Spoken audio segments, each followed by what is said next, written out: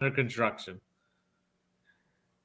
Okay. Hi guys, this is Tracy with Inside Pool Magazine coming to you live from my humble abode, and I have with me Nick DeLeon, the Nikon Kid, and his special guest is George Teixeira for Tucson, Arizona.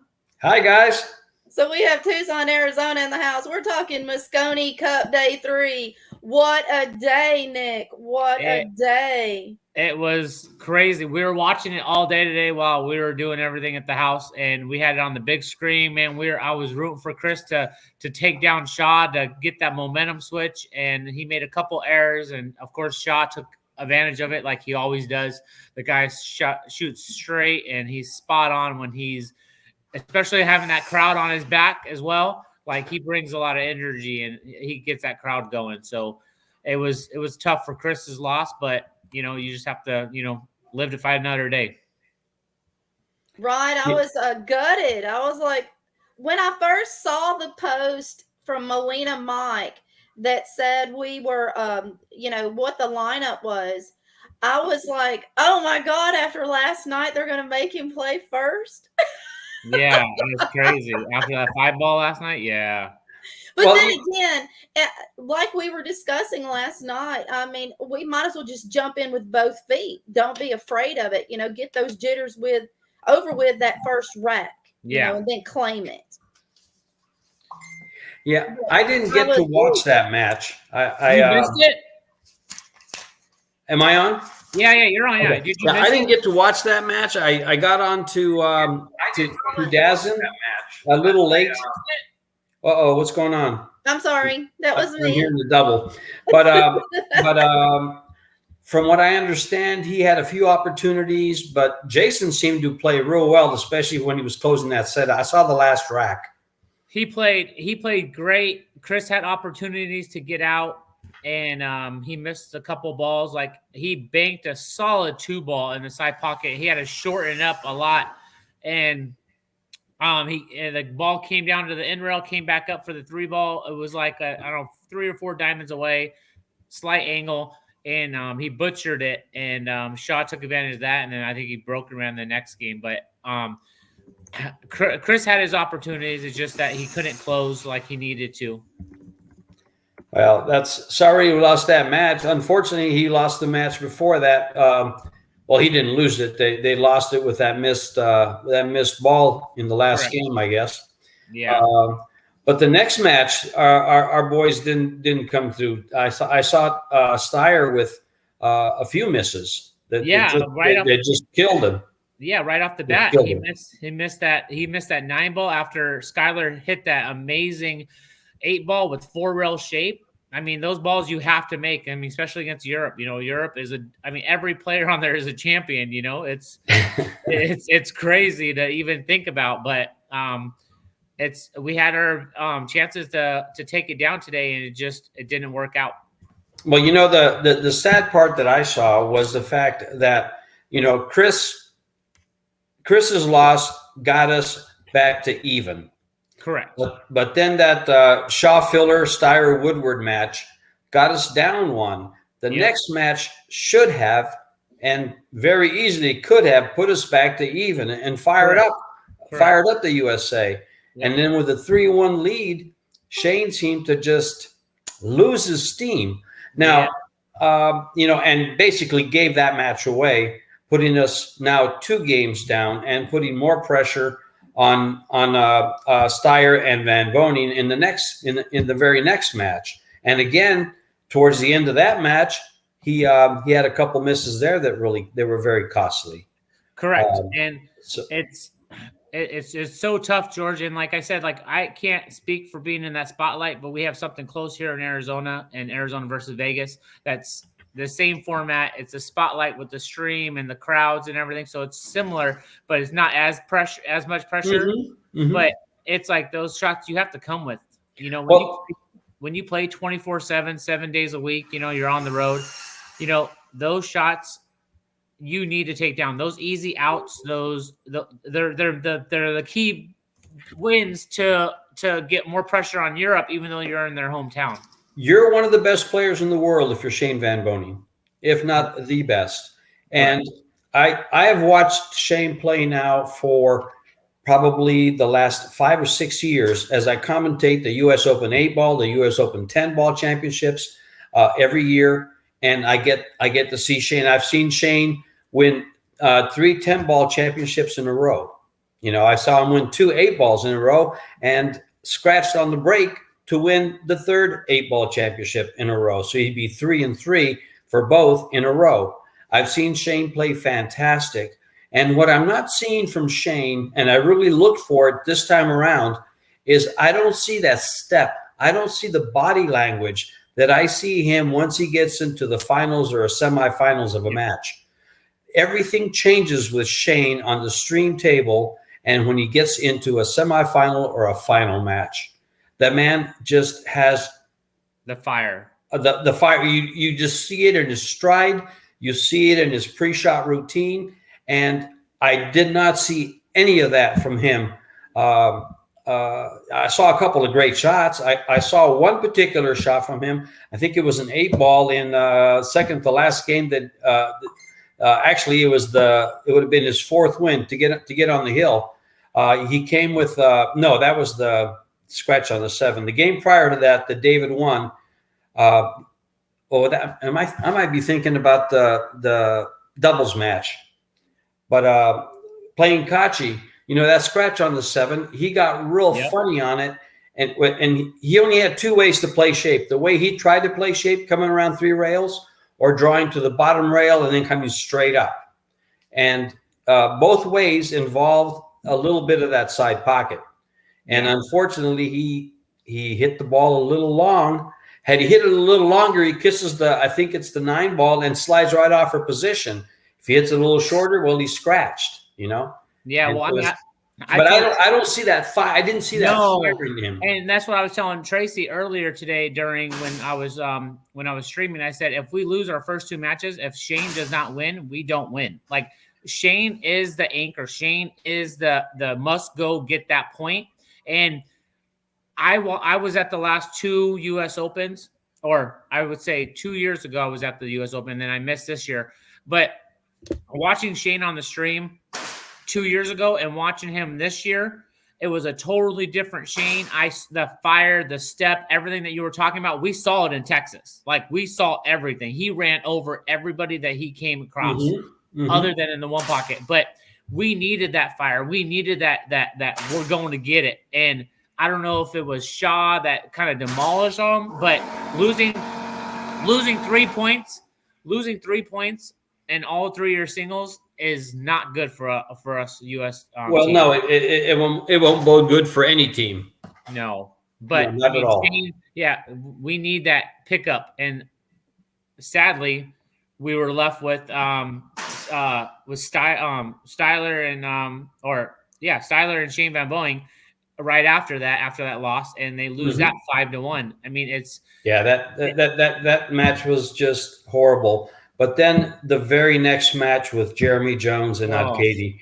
I mean, Jeremy, I'm sorry, but he just played outstanding. Yes, he did. It didn't seem like it, but he went hill with a guy that broke and ran 3 of his racks. 3 out of the 4 racks that David won, he broke and ran. Yes, and he came with it safe. He made he overran some balls. He made really good shots. He came with it. The defense, the kick shots.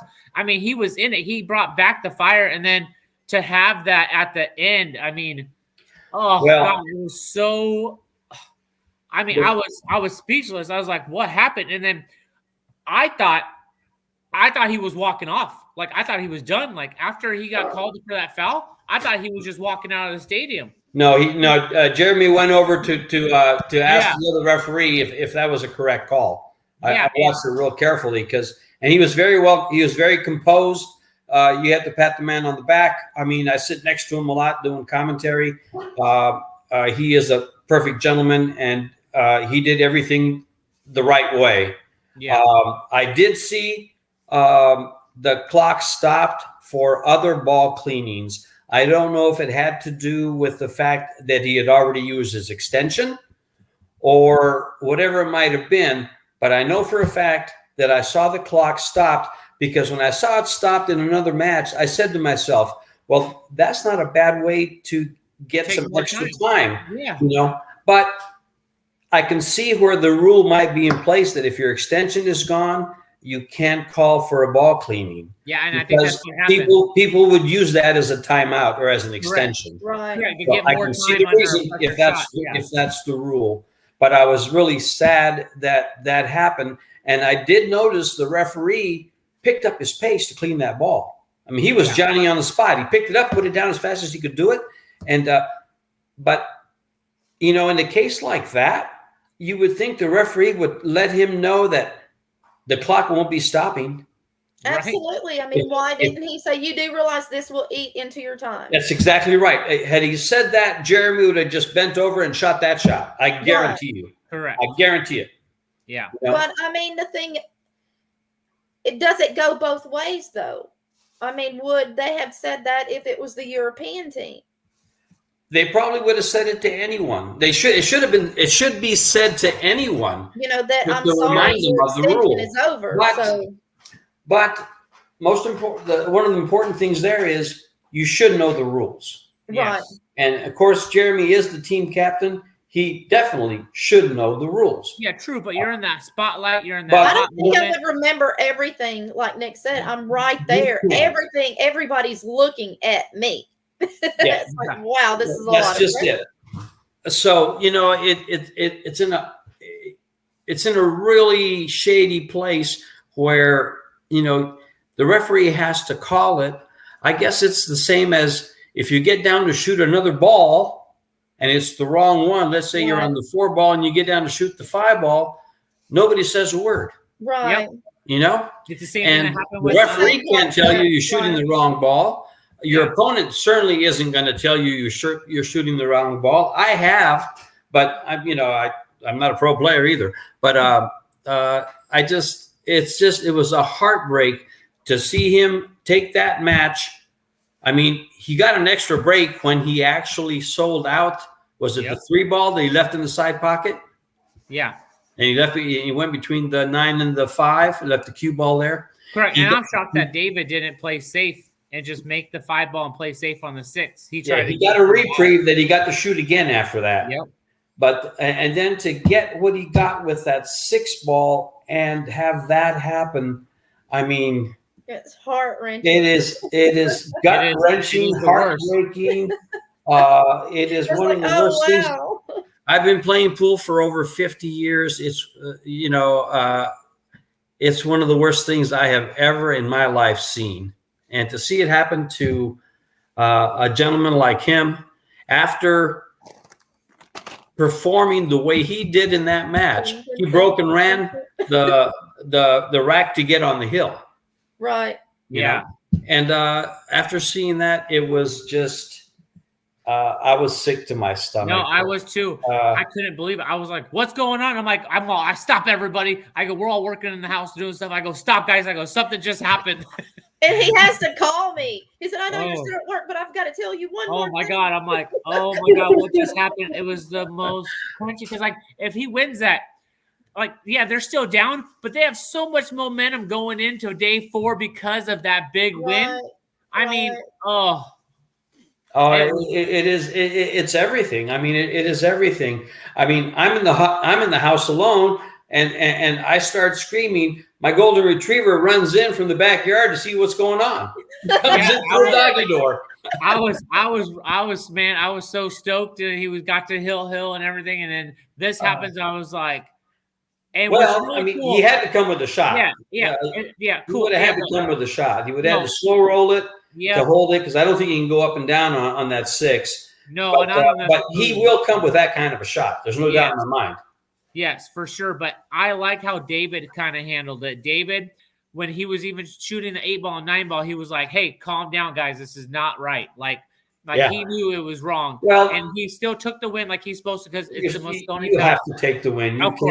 You can't forfeit the match. But for how David handled it, that's exactly how I would have handled it. It would have been crucial, a moment, and being like, oh my God, I can't believe I won like this. And that's how he was, and Jason Shaw came over, everybody came over to talk to Jeremy Jones. I just think it was really, really classy. That was one of the biggest downers I've ever seen on on the pool stage. Yeah. That's just one of the biggest downers I've ever seen. Whether the rule was right or wrong, indifferent, for either player there, it's just gut-wrenching. It's like finding out there's no Santa Claus. That's right. That killed me. Oh man, this really sucks. Yeah, it was brutal. It's definitely really, really crucial. You know what is funny is I just discovered Santa Claus this year. Oh, so he is real. Not the elf on the shelf? shelf? He is real. He is real. I'll send you a picture later, Tracy. I was in Ohio doing commentary for the Pro Billiard Series event, and the camera is panning the audience, and I see a gentleman with a big white beard, and so I'm doing commentary with Jeremy Jones, and I said, well, we have ZZ Top in the audience, because they all have big white beards, right? And he's got a cap on, and he's looks like a good old country boy. And so then that match finishes, and I walk off to the bathroom, and then I'm talking to somebody, and I hear this big voice from somebody saying, "George, is that you?" He says, "I recognize your voice. I've been listening to you for years." And out walks this big guy with a big beard, and I just started laughing. Oh my God! I said, "Sir," I don't know you, but I was just doing commentary, and because he knew me, so I just opened up. I said, I was doing commentary, and I, referred to you as ZZ Top because you're in the audience with a big white beard. He goes, "Well, no, I'm not ZZ Top, but I am Santa Claus." And I said, "You're kidding." He says, "Christmas time, I am Santa Claus." He puts on the big red suit, and he does kids and stuff. And awesome. The funny thing about this is my wife's grandfather is the actual Coca-Cola Santa Claus. All the pictures you see of Santa Claus with the Coke and everything? Well, that's her real grandfather. Oh, Here from Tucson, Arizona. So I said that to him, and he goes, "You've got to be kidding me." He says, "That's who I model myself after, is that Santa Claus." Oh, that's and then awesome. He sends me a poster that he just got, and we just put it up for Christmas, a 1,000-piece puzzle of that very same poster of Santa Claus, and so this guy, so then he sent me pictures of him with kids and stuff, and some of his modeling pictures that he has.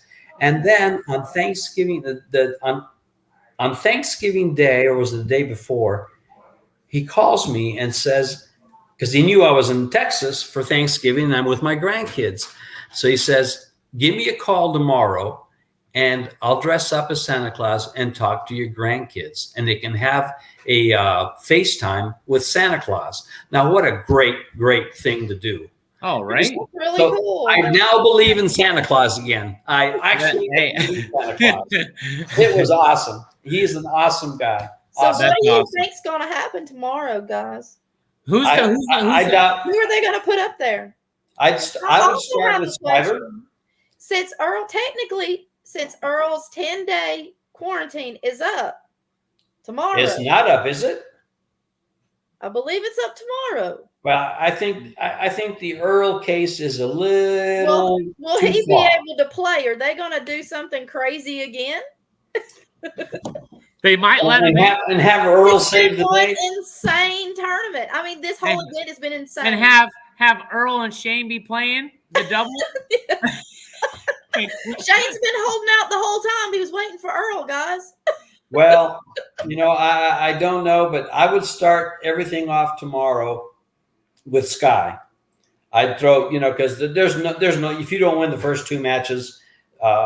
The first match is doubles. You have to go with Sky and Shane. They have to click and they have to win. Our strong field right there. I mean, you have to. You have to start them tomorrow. That, right? And so there you go. And then the next one would be singles with Sky. Yeah. And the next one would, if they win those two, then I go with Shane. And his record is horrible. Yep. But I'm sorry, even with a 40% win record, I think he was at 43%. Yeah. Then he lost he's lost his last two matches. So he's probably below 40% now. Yeah. In his win record. Let's see. I think he's played 92 matches and he was His record is 41. Yeah. 41 and 50. 41 and 51. Yeah, his record. And so, and then he's lost the next two, so he's 41 and 53. Yeah, so whatever that percentage is. It's the same as what, Nick? What it's the same. His team. His doubles matches are the same as his singles matches, other than of course before this Mosconi Cup. Well, it's just, but you know something. If there's a person, I've seen so much of Shane playing pool. Yep. If there's a person that can pull it out and turn it around, that man can. But I'm gonna lead with Sky first. Yeah, but it doesn't. I mean, Captain America. You know, he's not. He can only get 1 point at a time. You know, the whole rest of the team has to step up. Well, the problem with Captain America is that when he goes to get that 1 point, it's usually a very vital point. No, true. It's never one that comes easy, except for the one today in a singles match. Yeah, he had it. That match, you know, when you talk about being put under the radar, I mean under the spotlights all the time, and so that pressure adds on and builds up and builds up. He pretty much was free of pressure. Yep. And all of a sudden, I guess it's the pressure that comes from within us that could have got him. He overran. Really, to tell you the truth, he overran position and scratched trying to fix it. And then I think he missed one ball in that match to lose to Kachi. So it wasn't all that bad. He wasn't playing bad. He had against Kachi, he had 2 break and runs. Yeah. His first 2 games, he broke and ran, so he wasn't out of stroke.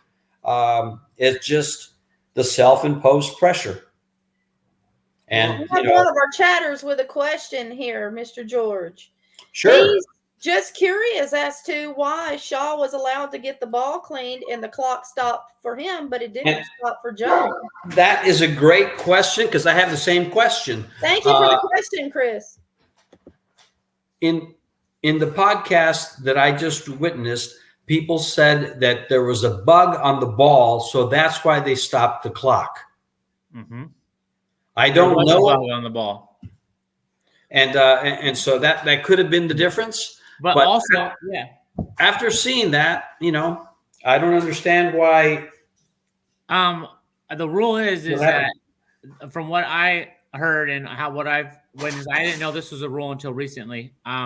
That if you're getting the ball clean, it's going to be part of your extension, or if you don't have the extension, then it's whatever your 32 seconds is while they're cleaning it. Now, I don't know if Jeremy used the extension in that game or whatnot because I wasn't. His extension was gone that game. Okay. Yes. Well, then after that, from what I got told, is when you have somebody ask to clean the ball, because like if it was like they were going to stop the clock for 10, 15 seconds or whatever it is, then everybody would be doing it to get that extra time for that crucial moment. Like, okay, I'm on the 8 ball or I'm on the 7 ball, and I'll go, hey, something's on the cue ball or whatever. But that's why that rule's in place, is that if your extension hasn't been used and you ask to clean the cue ball, then your extension gets used. But if you already have your extension lost, then with Jeremy not knowing that and just being in the heat of the moment, asked to clean the ball, I don't think he thought in the back of his head, like, does this stop the clock or does it not stop the clock? So he instantly already thought that it stopped the clock. Exactly. No, he would have never asked for the ball to be cleaned unless he thought it would stop the clock. Yeah, and it's just part of the rules, you know, like it's hard, and it's hard to be harsh on him and say, oh, he's supposed to know all the rules, but he's playing this year. Like, he's in that moment, and he wants to play. Into it. And I guarantee, like, I mean, don't get me wrong. People make mistakes, but I guarantee you, he's all, man, I just want a couple more seconds or whatever the case is, you know. So let's get the ball clean. And I mean, it was just a crucial and horrible. A horrible end result. Oh God, it was. It's tough under the pressure of the gun there, you know. And actually, I saw a few close-ups, camera shots of the cue ball, where I would say, "Hey, would you please clean the cue ball?" Because you see chalk marks on it and stuff. Yeah. I saw a couple of them like that, where I would think, "Hey, clean the ball," you know. Right. Well, true, but I mean, George, if we're in a big tournament, man, I want my cue ball clean 8 times during the rack. You get a couple of seconds, but that's why they don't have that rule in place now. See, Nick, I'm just the opposite. If I'm in a big tournament, if I'm in Jeremy's spot, my nerves work different. I get nervous, yes, and I'll miss shots because of it. Yeah. But I use that nervous energy to speed up and try to make a rhythm. So I would have never asked for the timeout. Yeah, well, but that's me, and that could be a mistake too, But I just take my nerves into it.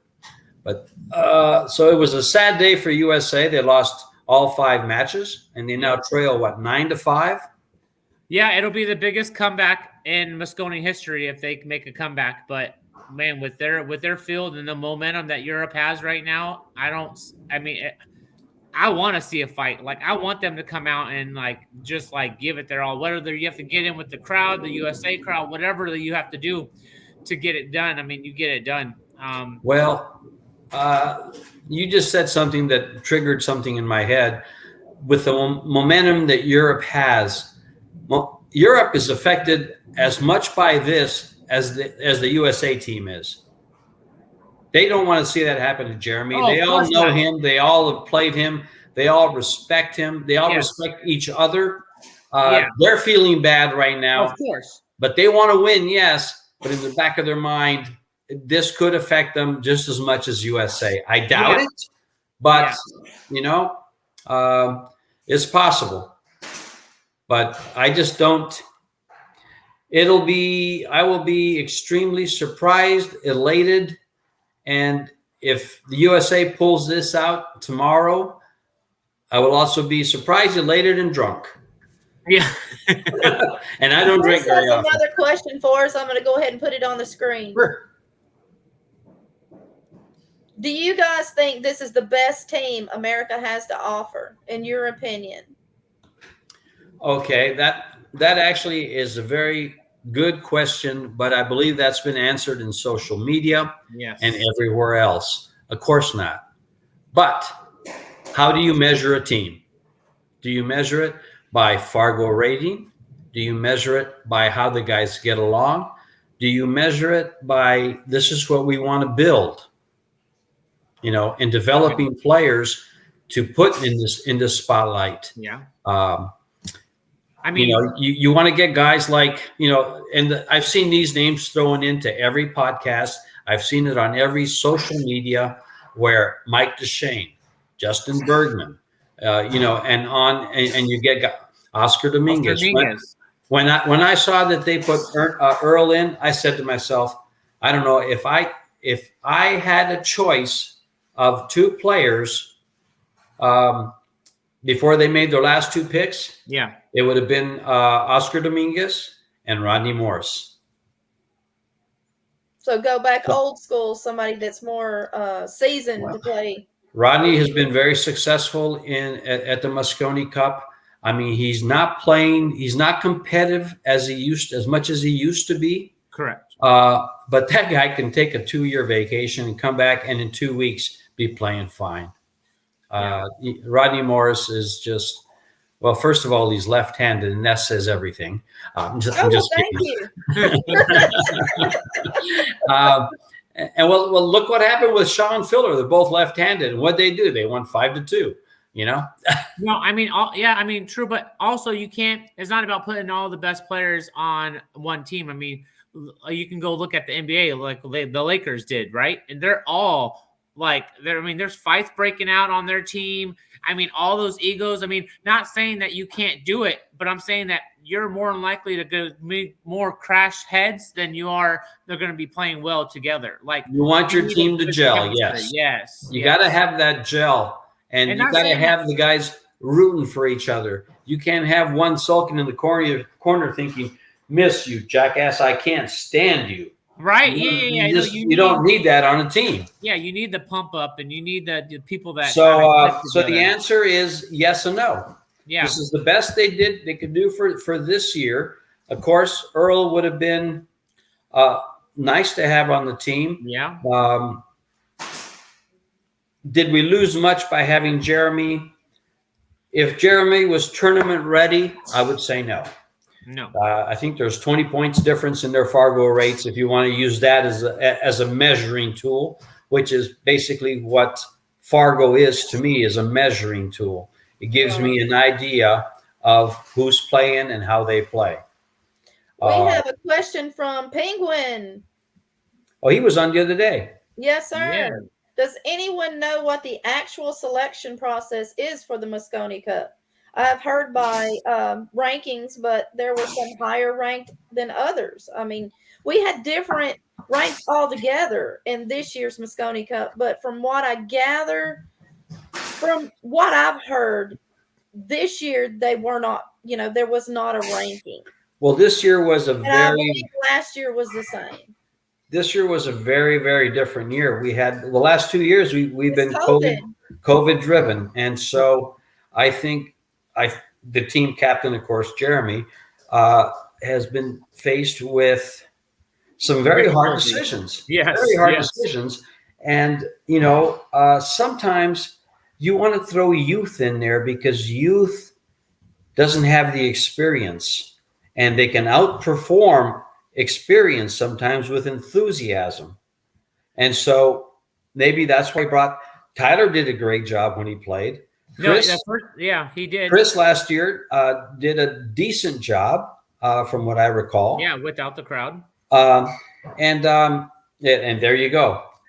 So the crowd is huge. I mean, you're playing in somebody else's town, but man, you have to use that against it as well. You have to be able to ignore it. You have to be able to not worry about it. But I mean, they're so loud this year. They were really after Steyer. And even yesterday, same thing. Like they're shooting and they're yelling or singing or whatever it is. So it's just like everything. You got to get that under control. So everything, and it's funny because in watching Skylar Woodward, when the crowd would be going off and the camera would pan to him, he'd be kind of like looking around with a smile on his face saying like, "Heff you dudes, you're not going to bother me." We have a question from another one of our chatters, Matthew. He asked, is Shane's time nearing the end on the Mosconi since he's not producing any points? That's, again, I've seen that asked in every social media and every podcast. I kind of attribute, let's use an analogy. I think there's a pendulum, and the pendulum swings both ways. In Shane's case, it's been swinging on this side and giving him a losing record. Yep. I'm waiting for that pendulum, something to trigger that pendulum to swing the other way. And I think we have pro players go through that curve where they you're always you're always up and down. Players, people, everybody goes through that curve. And so if you were always on the top, you'd be Efren Reyes all the time. But you know what I'm saying? He has his days. Yeah, of course. Even Efren has his days. He loses, Alex Pagaline, he loses, everybody has their days, but Mosconi somebody wants to say hi.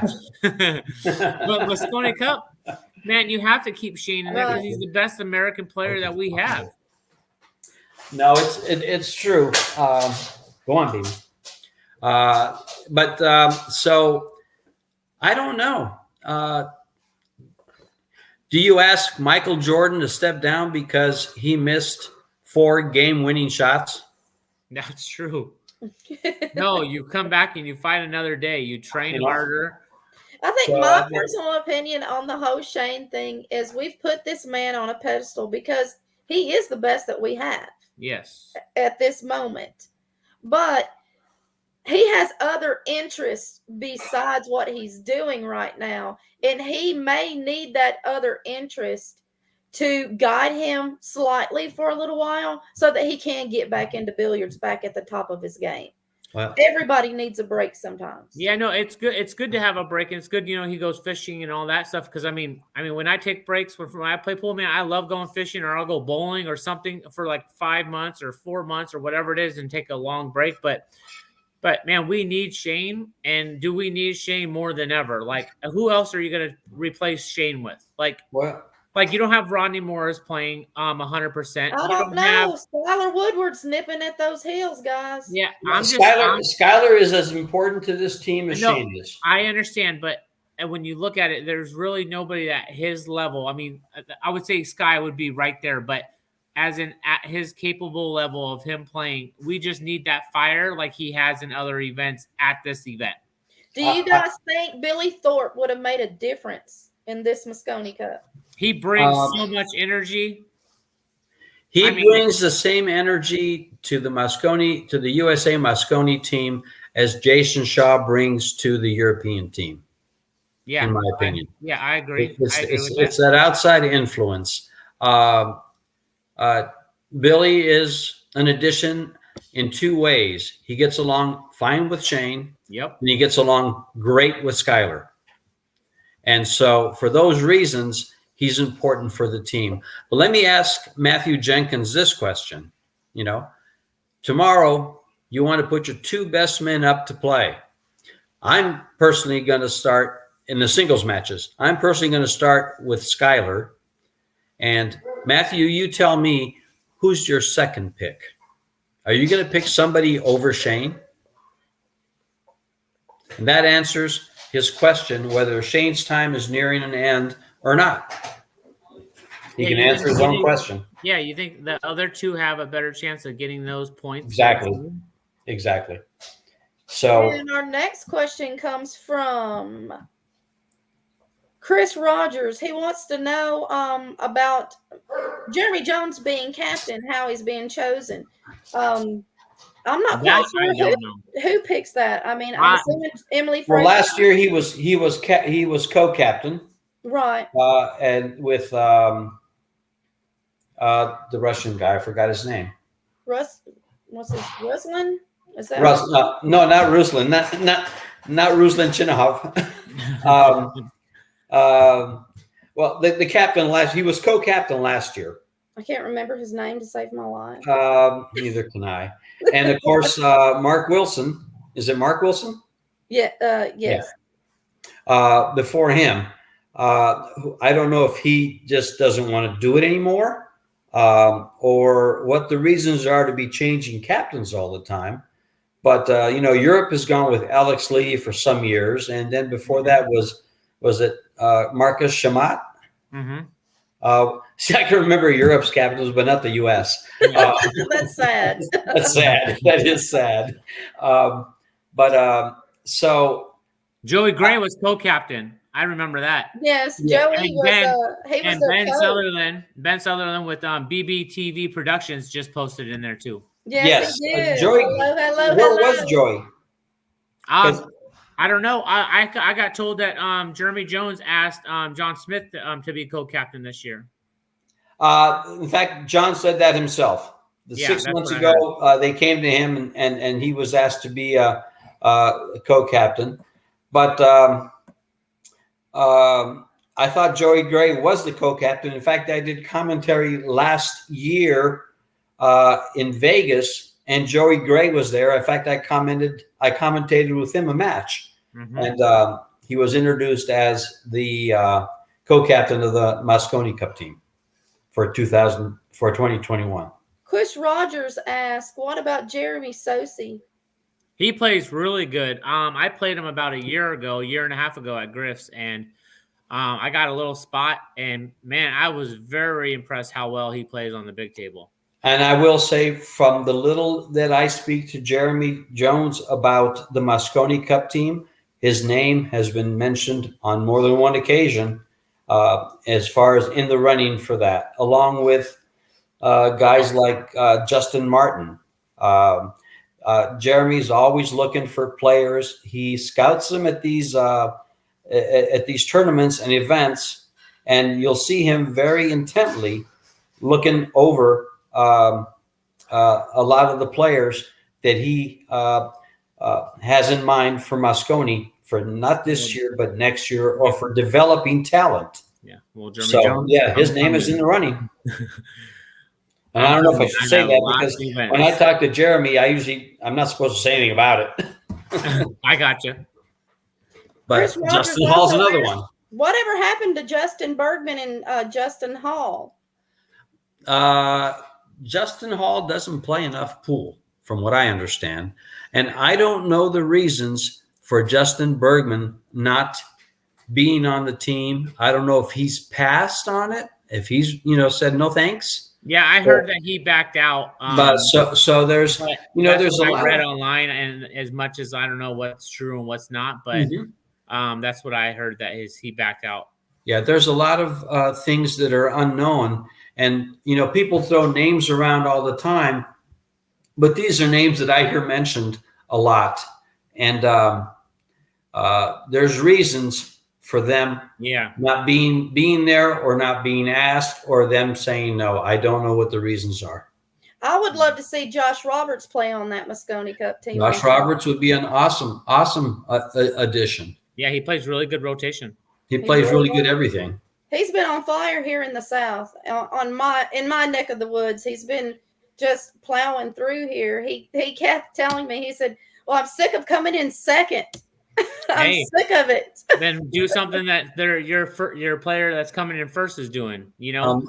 I've watched Josh. I've watched him for some time. I watched him play a perfect set, except for one shot against Shane Van Boening in Vegas, in the, I think it was an 8-ball, a U.S. Open, when it was on the bar table. So it was either 2015 or 2016. Josh scratched on the break. Not a ball was missed in the whole match. Everyone had a break and run except for that one scratch that Josh had. Shane ran out and won. James Hanshoe in the house. Hello, James. Yeah. Mr. Jump Q himself. Yes, sir. He says Josh Roberts would be amazing, and he doesn't deal with pressure. He thrives on it. Yes, he does. Yes, he does. I'll agree 100% there. I've seen him under pressure while I was out in Alabama. He's an amazing player, and even better person. Yes, if you guys haven't read my column yet on Inside Pool Magazine, he gave me one big scoop. A lot of people didn't know a whole lot about him, but they knew now. Yeah. There you go. Matthew has a question. You want to read it off? Matthew, how would Oscar Dominguez fit, especially with those 4-inch pockets and his experience with Ernesto pockets? I'm letting you know that I have watched Oscar and his dad for a long time, and when Oscar was at the top of his game, it didn't matter if the pockets were less than 4-inch pockets or they were high. That guy was on fire all the time, and he would have been a great addition to the U.S. team. I mean, he was on it 2-3 years ago, right? Or 4 years ago, something like that. He don't get me wrong, everybody misses. It's pool. It's just like missing a free throw. Basketball players miss free throws. Everybody misses. It's just that you need to take advantage of those mistakes. But he had a couple misses the year that he played. But I mean, overall, dude, I like him. I like his game. I like the pressure. Is not about the pressure. If he misses, he misses. But he can handle it all, and he has people to back him up. Oscar would fit like a glove, and a very, very nice fitting glove too. It's perfect fit. Tom says, why are the Europeans producing better pool players than the U.S. when it's a much bigger sport here in America? I think basically their tournaments are tougher. No, it's and they get to travel. Yeah, their government supports it though. All the overseas. If you brought in Japan with 5 people, you brought in China with 5 people, you brought in the Philippines with 5 people, Europe and U.S. would not stand a chance. I'm sorry. I love my U.S. players. I love Chris Robinson, Tyler, all those guys, Billy, Shane. But overall, the overseas players are going to dominate just like they dominate when they come in. Dennis is winning everything. Alex, when he's on fire, he's winning everything. You got Tony Chohan that, competes in that mix. But they just play a totally different game, is because their hometown and their country supports it 100%. It's like football for them. I think it's because they treat it like a sport and we treat it like a game. Guys are on and off. A big statement. Yeah. Guys are on and off. They play for a while. They give it up. They play for a while. They give it up. They have a bad, and it's Europe. It's a sport. Here, it's a game. So we just technically need to make it, take it a little more seriously. No, for sure. You have to. When you're out there, represent yourself like you want to represent your nation. Mm-hmm.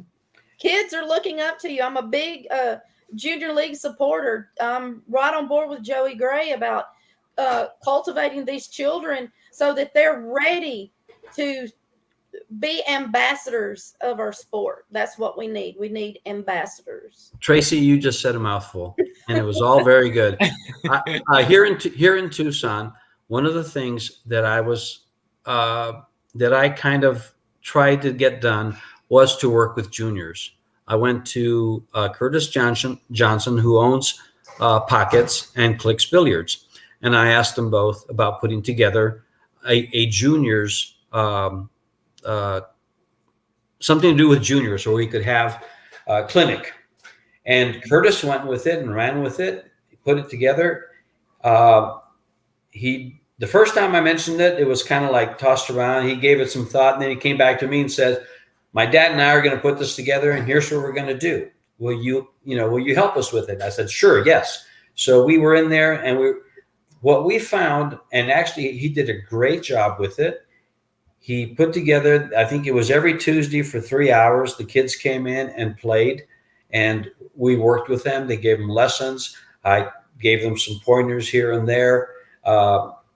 Demonstrated how to, move the cue ball, how to run racks, how to play position, how to shoot shots.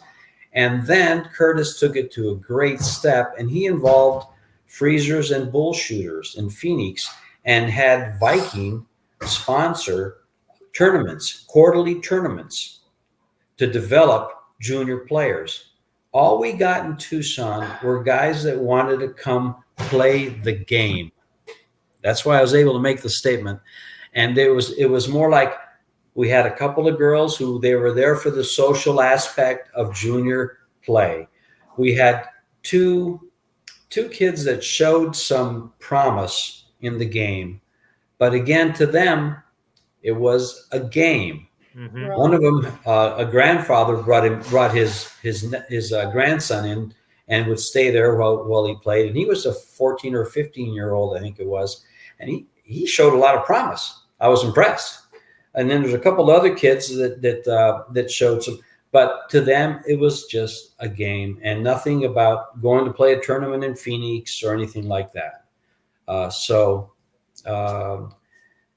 That's the other thing that's missing in America is there's no developing players.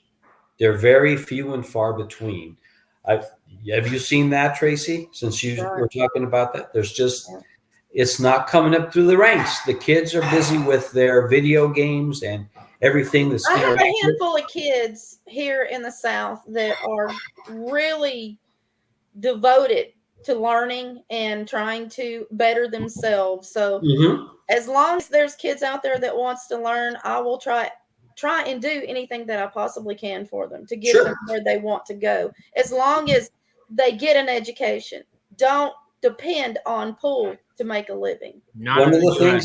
One of the things I tell kids when they're first off, in fact, I have two nephews now that are big into playing pool. I think one is in his early 20s, the other one's a little older, but they're big into playing pool. And I tell them both, pool is the last thing I do when I don't have time. Pool is what I do when I don't have other things to do.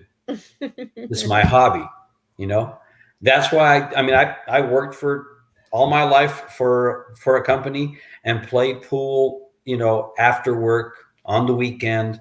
My ex-wife called it my green felt mistress. So all it did was cause problems because I wanted to play pool. Right. So I tell my nephews the same thing, and I think this is why it's not the success that it is in other countries. Possibly. I mean, your Filipinos, they're better at it. They're there as a family. They're hungry for the sport. Yeah. When you play something or you have any type of career, you have to be hungry for it. Eat, sleep, and breathe, whatever it is that is your passion. And when you're passionate about something, it comes a little more naturally. But it's not that you didn't practice or you aren't a Shane Van Boning, but it's inside of you. It's who you are. You do have some of these kids like Shane Van Bonings and Skylar Woodwards. You do, but yes, they're a player. Yeah. They come up, and the first time they pick up a cue, it feels natural. It feels good. And there's very few of us that have that. I have not gained that. I have the gift for gab. I've seen players have to develop themselves, and I've seen players that just pick up a cue and it's just part of them. It's beautiful. It's like, and within a year or 2 years, they're just running balls, and somebody teaches them how to. I played pool for about a year and a half, and somebody says, "Why don't you play shape?" And I turned around and I said, "What's shape?" I'd been making balls, and I just shot and made balls, shot and made balls, what does that mean? And somebody introduced me to shape, and then my game shot up a whole bunch, Right. when I was 16 or 17 years old. But I did, because people didn't teach you. Right. Now you have everybody teaching you. You have YouTube. Yep. You've got all kinds of other things. Chris Rogers has a question for you, Mr. George. Let's go. What do you think the reason Tyler came out shooting lights out to missing his first 3 shots today? And was it a struggle for him? Do you think something about the environment changed for the USA team? The environment changed when he had Shane standing next to him and playing with him and living up to Shane's expectation, not his own. Wow. That's my personal opinion. That's heavy. That's just my personal observation. When he played, didn't he defeat Filler? Yes, he did. Yes, he did. And he played very well to do it. Yes, with he did. them screaming at him on top of it. That's right. Yeah, correct. And he handled it very well. And he handled it well.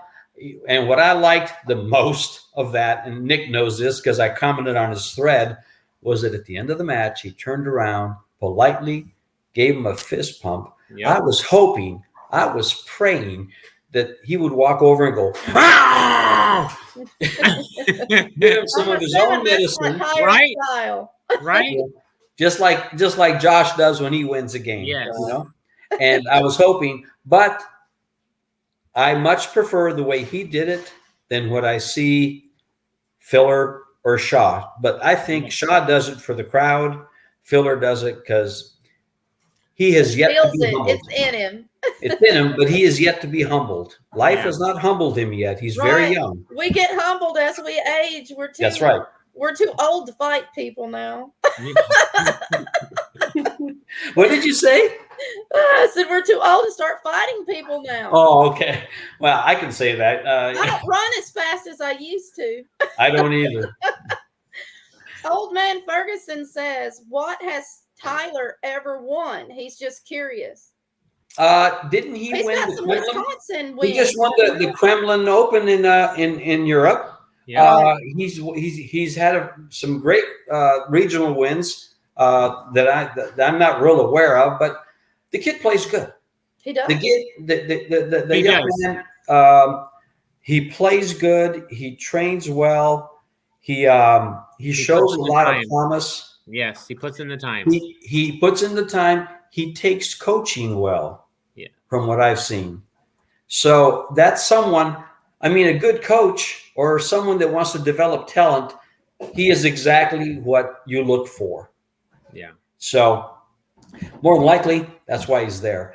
To tell you the truth, from what I've seen of Tyler, I think in this past year, he hasn't played as well as he did in previous years.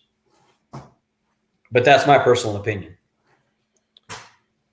Going back to what we were talking about earlier, Old Man Ferguson says the time for learning is not at the Mosconi Cup. I have to disagree to agree there.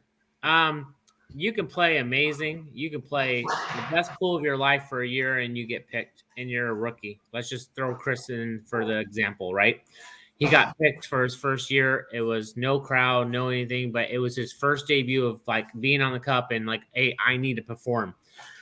The only way we get chances to play and to be in that spotlight to see how we handle it is to get a shot, right? So you have to perform throughout the year in order to have a chance to get on the team.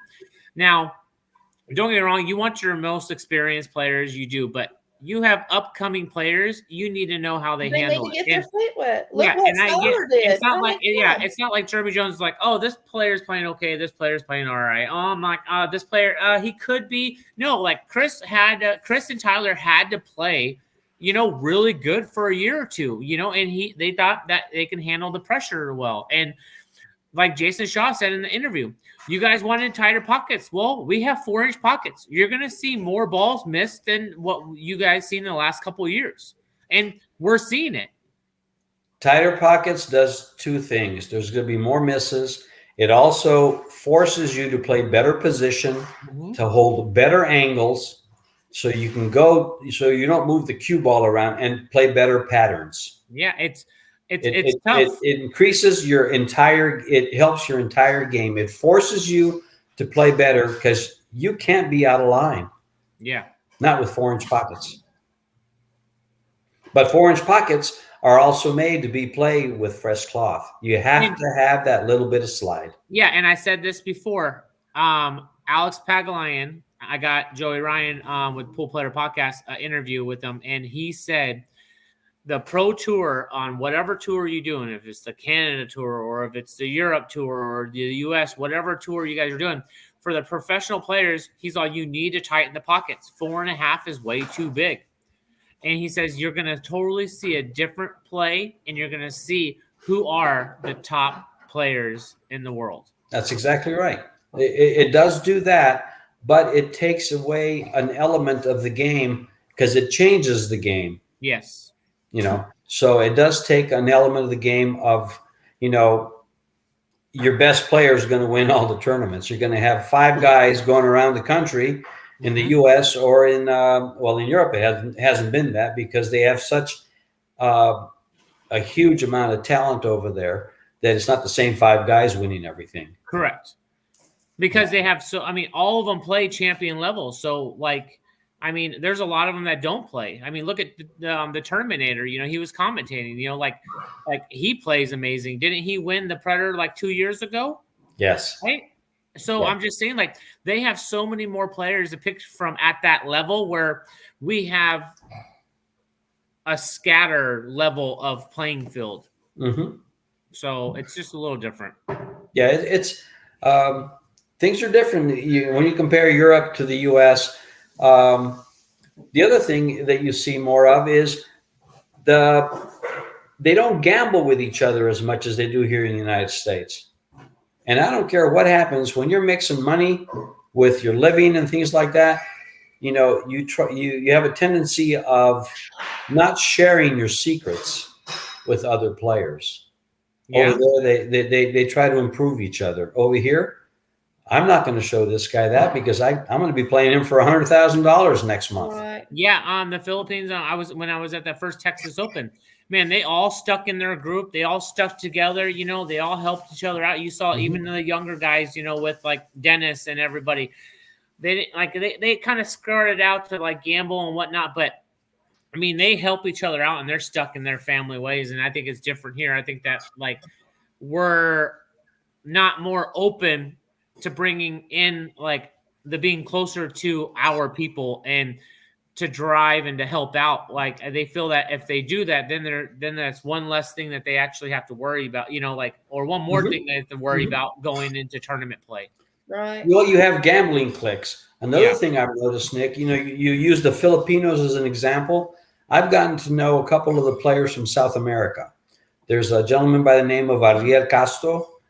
There's Gerson Boza Martinez, I think, from Peru. Yes. I think Manny Chow was talking about him. He's pretty nice. And Manny Chow's another one. And when they're together, they stick together also. And so does when the guys from Spain come over, they traveled around the country last year all together.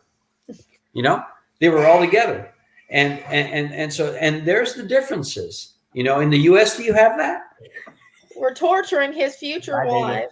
Mr. Billion will be getting married in 10 days. Yes, sir. Dory has met me, and fortunately, I know she doesn't remember me, so I'll get a little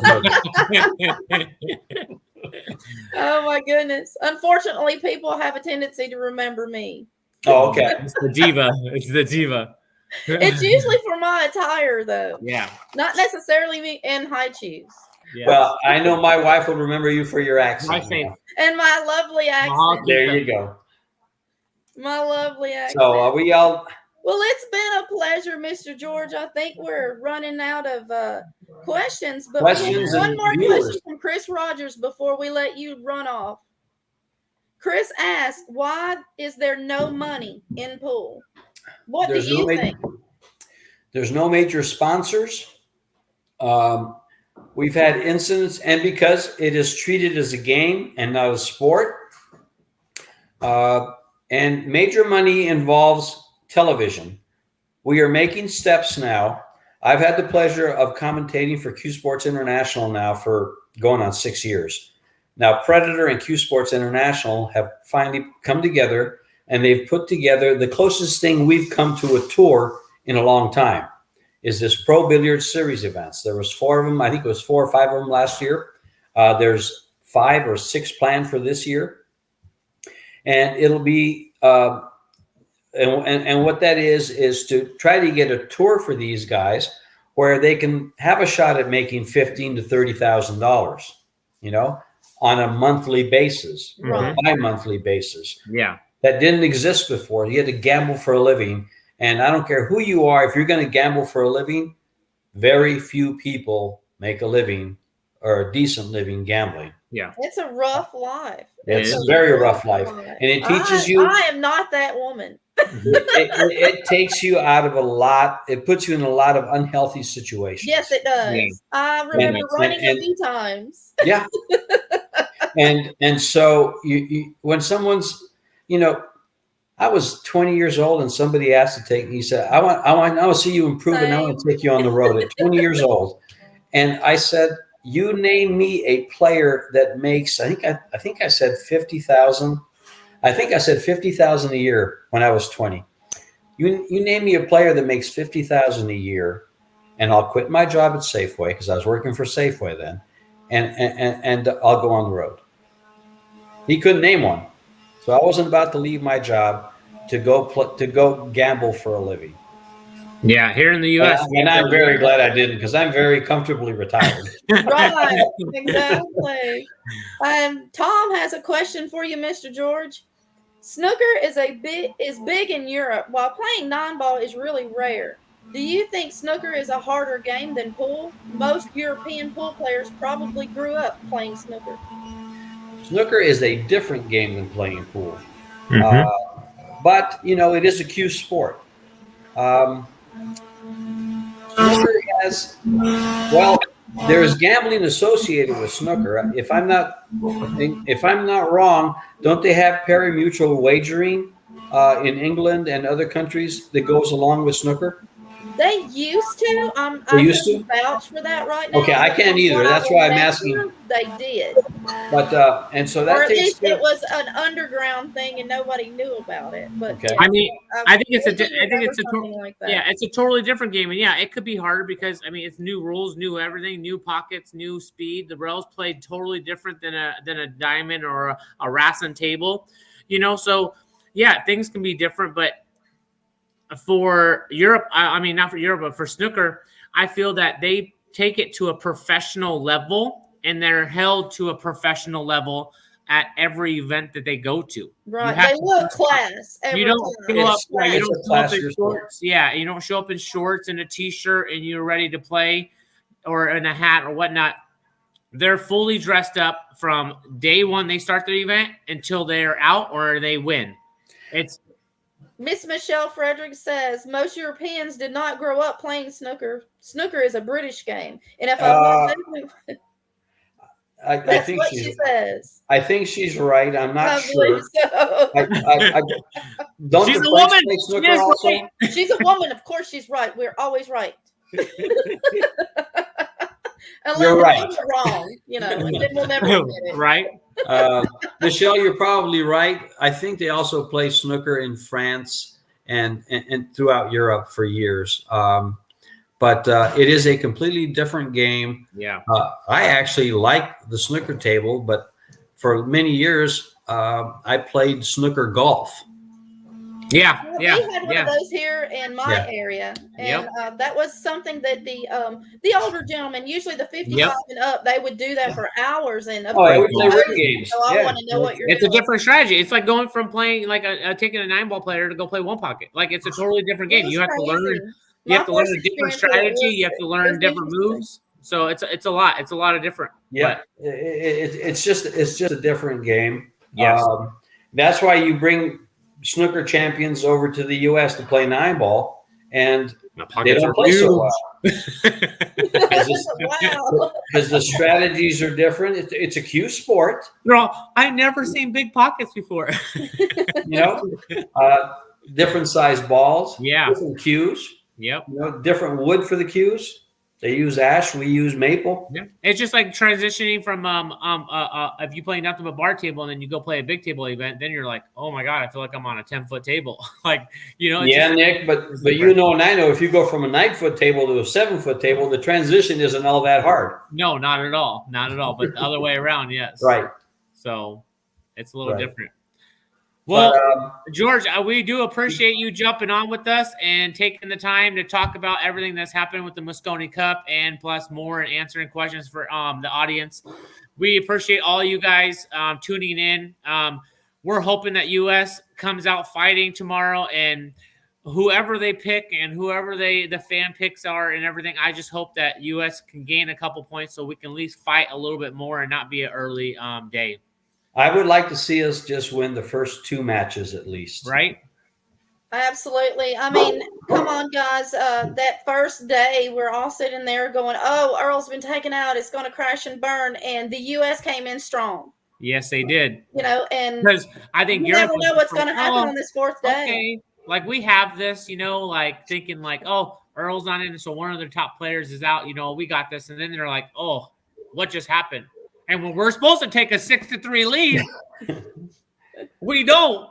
But I mean, like I said, 4-inch pockets, like Shaw said, you guys wanted tighter pockets because you're like, oh, that ball should have never fell. Well, now you have 4-inch pockets. Now you get to see who are the players. Right. And now, Europe showed it all today. They're shooting it all. My closing statement would be, when I saw the lineup for day 1, I thought we would be doing great to leave at 2-2. Yep. And when I saw that we had a good shot at going 6-3, I was really excited for today. And then I guess that last match yesterday carried over to today, and it just something just didn't click. Our spirit, whatever it was, and going back to that pendulum, it swung the other way. Yes, it did, and that's how it goes. I mean, short races, tomorrow, they can go hill every time, and U.S. can get the 5th game, in, or they could be winning, 5-1 or 5-2 or whatever it is. But they have to fight so much, and I'm actually happy for the Team USA. That they pushed off the doubles till tomorrow, right? Because now they can regroup. They're not going into day 4 knowing, God, they only need 1 more point. Or, the case like just in that general area, like that worst case scenario where they can all regroup, they can rest, they can kind of wake up, get their game plan going, and they need that fire more than anything tomorrow. Right. Mm-hmm. Matthew makes a good point. In no time falls in the hill match. I would say no time clock in the hill game. I like that. Me too. That sounds like I like that. No. Guys, thanks for having me on. It's a pleasure. Nice to meet you, Tracy. Nick, I'll see you again. You still owe me some 1-pocket action. I don't know how to play that game, but you lie like a rug, buddy. You lie like a rug. My nose is getting too long. We will talk. We will talk. I'll be there in Tucson for the Predator event. Sounds great. All right. Thank you, George. Thank you, Tracy. Thanks, guys.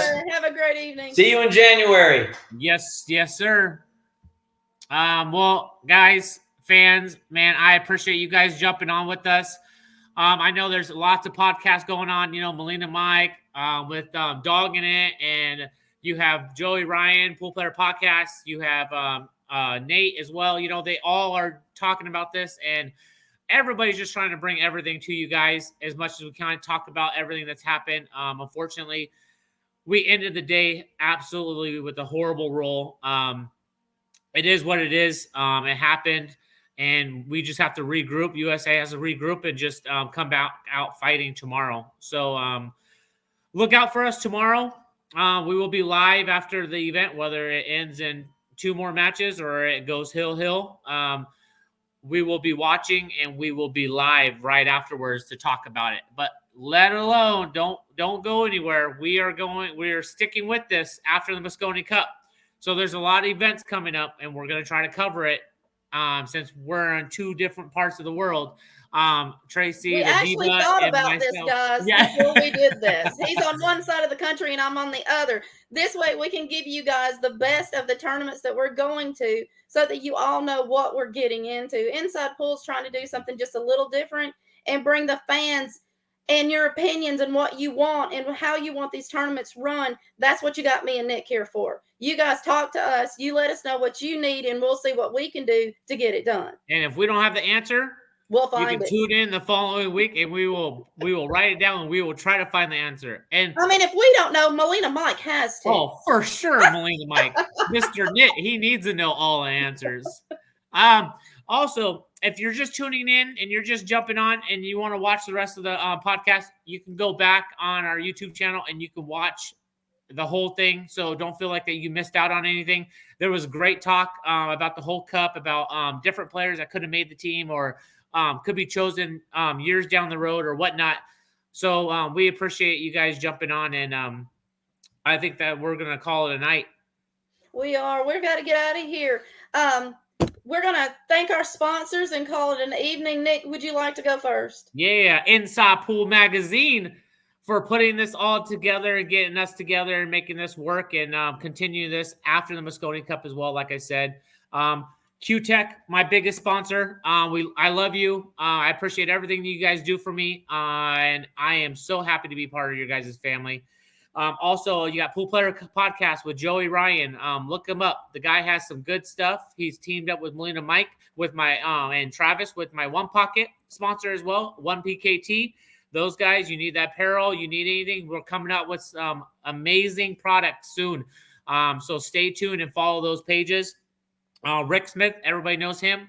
He's normally out in Vegas, BCA, does all the pool pictures. If you need any pro pictures that be hung up in your house because you love Efren Reyes or you love Alex or you love Shane, reach out to him. He always has tons of images that you guys can use.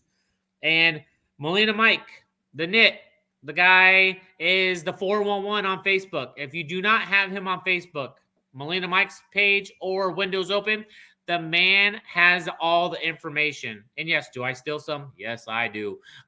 Do I steal some photos? Yes, because that man has it all, and I just love sharing it. So we just take his stuff. Yeah, yeah. So reach out to him. He knows everything. He'll keep you in the loop if something gets canceled, something's coming up here soon, big matches, whatnot, Q raffles. He's your guy to go to on online. Also would like to thank my boy and my man Mike Gwynn with Realty One. The guy knows a lot about houses, everything. So we'll keep you in the loop with everything. I just appreciate everything going on and you guys joining us with me, myself, and the Diva. I'd like to give a big shout out to Steve Ditmar from Poolaholic Gear, making sure Diva is dressed to success when she goes to tournaments. Also, Enterprise Car Rentals, guys. We'll be posting a discount code for you guys on my page and also the Nikon Kids page, so that whenever you guys travel and you need a rental car, they will give you a discount and they will let us know that you guys are renting, so that we know you guys are getting discounts when you're needing them. Also, Marriott and Hilton brand hotels are where the Diva stays when she goes somewhere to be at a tournament, go visit Nick, whatever else I need to do. Always stay at a Hilton brand hotel or a Marriott brand hotel. Also, Omega's been doing some fantastic things here on this side of the country. So if you need anything, omegabilliards.com. Yes, also, I'd like to give a big shout out to Shade Tree Lounge in Tupelo, Mississippi, and South Haven Rec Center out of South Haven, Mississippi, for making sure this girl is getting taken care of. So we're going to call it a night tonight, guys, and we hope you guys had a great time, and we'll see you tomorrow right after the Mosconi. Yeah, Team USA. Let's get some fire. Let's take it down. Have a great night, guys. Have a good night.